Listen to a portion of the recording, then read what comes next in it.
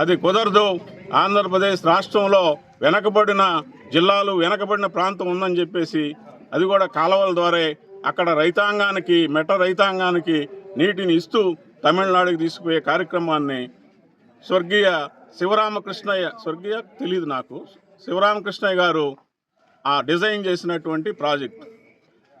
అదే సమయంలో గాలేరు నగిరి, హంద్రీ నేవా ఈ ప్రాజెక్టులన్నింటినీ కూడా చేపట్టి నందమూరి తారక రామారావు గారు రాయలసీమని రతనాల సీమగా మార్చి ఈరోజు మెట్ట సేద్యంలో మామిడి కానీ, బొప్పాయి కానీ ఇంకా చాలా పంటలు మనకంటే కూడా బాగా పండించే పరిస్థితి వచ్చింది.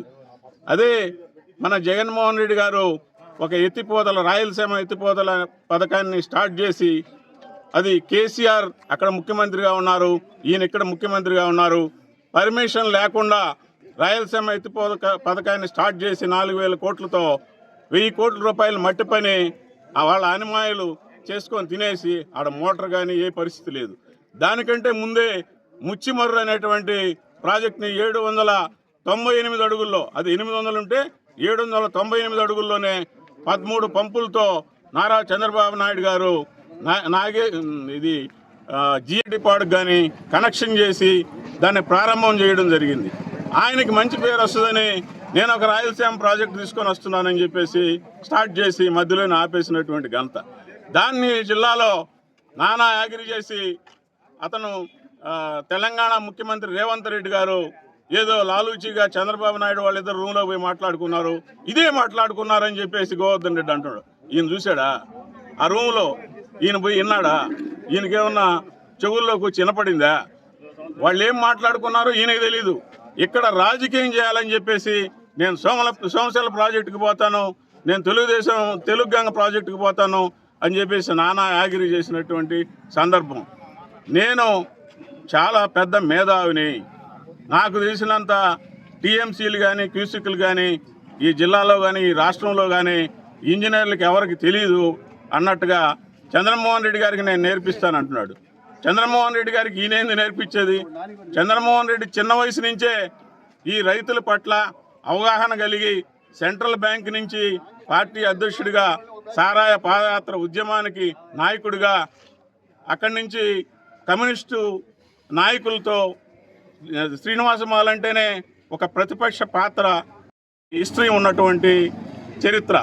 అక్కడ జీసీ కొండయ్య గారు, అక్కడి నుంచి వచ్చి ఉదయగిరి ఎమ్మెల్యేగా పనిచేసిన ధనుకుల నరసింహం గారు, నల్లమూతల చంతురామయ్య గారు, సోమిరెడ్డి రాజగోపాల్ రెడ్డి గారు, వెంకయ్య నాయుడు గారు, వీళ్ళందరూ కూడా అది అక్కడి నుంచి వచ్చినటువంటి ఒక ఏమంటారు దాన్ని, ఒక పునాది. అక్కడి నుంచి వచ్చినటువంటి మనిషి చంద్రమోహన్ రెడ్డి గారు.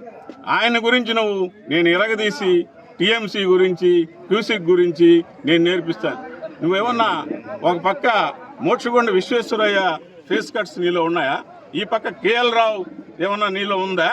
ఇంకా ఏమన్నా మేధావులు చాలామంది ఇంజనీర్లు, కురియన్ వాళ్ళందరూ కూడా నీలో నిక్షిప్తం అయి ఉన్నారా? ఏం మాట్లాడుతున్నావు నువ్వు? నీ ఆహాభావాలు చూస్తే ఇప్పుడుండే ప్రజలు అసహించుకుంటున్నారు. ఏంది బుద్ధి లేనోడా, పాసిపెట్టినోడా, ఏందో ఉడత బెదిరింపులు అంటాడు, తొండ బెదిరింపులు అంటాడు. ఏంది నీ భాష? నీ ప్రతిపక్ష పాత్ర ఉంటే ప్రతిపక్ష పాత్రలో మాట్లాడు. పార్టీ అధికారంలో ఉన్నటువంటి తెలుగుదేశం పార్టీ ఏదైనా తప్పులు చేస్తుంటే నిలది. అంతేగాని నీ పిచ్చి భాష మాట్లాడితే ఒప్పుకునే ప్రసక్తే లేదు. నువ్వు మాట్లాడిన మాటలకు 100 రెట్లు మాట్లాడే శక్తి ప్రతి కార్యకర్త దగ్గర ఉంది. కాబట్టి ఈరోజు మౌన అమావాస్య కాబట్టి ఈరోజు మౌనంగా ఉండాల్సిన వాళ్ళం కూడా మేము ఈ విధంగా రెచ్చిపోయి నీకెందుకు చెప్తున్నామంటే, నీ మాట్లాడే భాష బాగలేదు. నువ్వు ఈ రోజు నుంచైనా నీ భాష మార్చుకో, నువ్వు ప్రతిపక్ష పాత్ర పోషించు, సంతోషిస్తాం, స్వాగతిస్తాం. అంతేగాని నీ పిచ్చి భాష మాట్లాడితే ఒప్పుకునే ప్రసక్తే లేదని ఈ సందర్భంగా చెప్పడం జరిగింది. Thank you.